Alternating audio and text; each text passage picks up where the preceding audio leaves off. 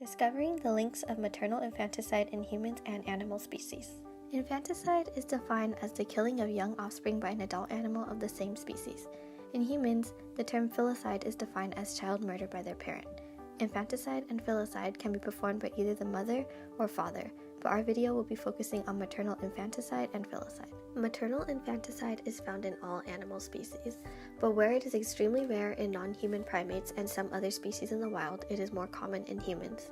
So what is driving up these rates of infanticide, and how does maternal infanticide among animal species in the wild compare with maternal filicide in humans? Before we look at maternal infanticide in animals, we must look at one of the biggest factors on maternal behavior, which is stress. Stress is extremely common in life, and to an extent, a good thing as it serves as an adaptive response to prepare an individual for stressful events. How stress works. The adrenal glands release cortisol, which increases glucose in the blood system, providing the energy needed for stressful situations requiring trade-offs in the wild, such as evading predators, chasing down a prey, competing for mates, territorial disputes, and even motherhood. In one study, the rhesus macaque mothers who were self-scratching while watching a dangerous macaque member near their young were more likely to step in and remove their offspring to prevent injury or death. The self-scratching observed is a sign of high cortisol levels. Maternal anxiety can not only significantly increase the reproductive success of the parent, but also increase the chances of offspring survival. But too much stress can lead to maladaptive behavior such as maternal infanticide. In cases where primates do have maternal infanticide, like that found with some rhesus macaques, it is stress mainly brought about from being the low-ranking females in the group when compared to the dominant ones who possess advantages such as higher social rank, strength, and child-rearing experience. Low-ranking mothers feel powerless when infants face harm from environmental factors and other members of the group. Research has shown they have similar neurochemicals and brain activity found in humans with post-traumatic stress disorder, a mental health condition that's triggered by a terrifying event. When it comes to stress, humans have it too. According to the World Health Organization, human inequality and poverty create a large disparity, and this establishes a low-ranking category similar to that found in nature, except it is far worse. Research has shown that 60 to 90% of doctor visits were stress-related, stress being a factor in 5 of the 6 leading causes of death in the U.S., with nearly 1 in 5 U.S. adults living with a mental illness. And our stress leads us to maladaptive behavior, such as maternal infanticide as well. Four of the most common motives for maternal infanticide as listed in Friedman's study are altruistic filicide, acutely psychotic filicide, fatal maltreatment filicide, and unwanted child filicide. The first leading cause of human infanticide is altruistic filicide. It is when a mother kills her child out of altruistic feelings of love or care.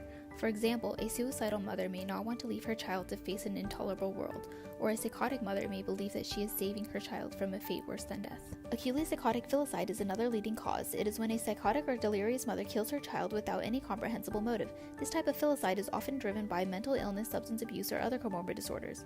In humans, depression, specifically postpartum depression, has often been linked to filicide cases. Postpartum depression is characterized by feelings of lethargy, disturbances of sleep and appetite, and feelings of hopelessness and persistent thoughts of suicide. About 10 to 20% of women are affected by postpartum depression. Women who suffer from postpartum depression find difficulty coping with their newborns and nurturing. This may lead to a lack of parental care in the child and abandonment, which may result in death. Another cause of infanticide is fatal maltreatment, which results in the unintentional death of a child from repeated abuse, neglect, or Munchausen syndrome by proxy.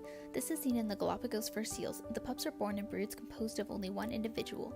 During poor conditions, the mother is still nursing her firstborn after bearing another offspring, causing there to be competition between the broods.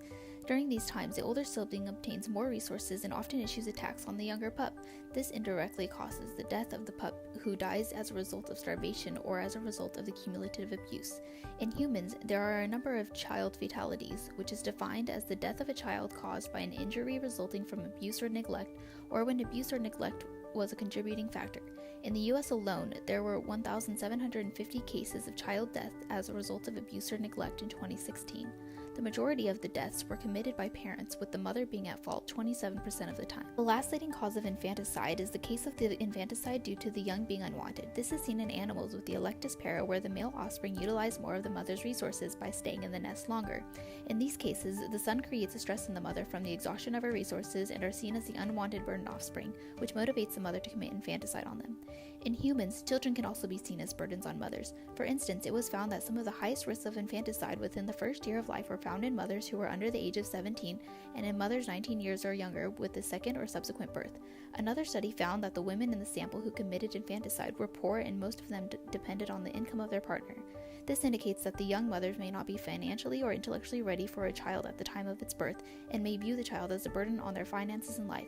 Such a burden can create stress in the mother that could ultimately lead to infanticide in attempts to alleviate that stress. Also, where animal mothers tend to keep their children even if they're sick or handicapped, human child illness is one of the reasons mothers do commit infanticide. This is possibly due to the fact that mothers do not want to have sick or handicapped children.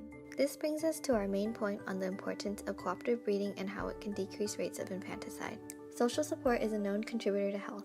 In a study on mentally ill mothers who committed infanticide, most of the women were poor and socially isolated. It was found that their acts of infanticide were attributed to a culmination of their mental illness as well as social isolation. Therefore, lack of social support is a large factor in human maternal filicide.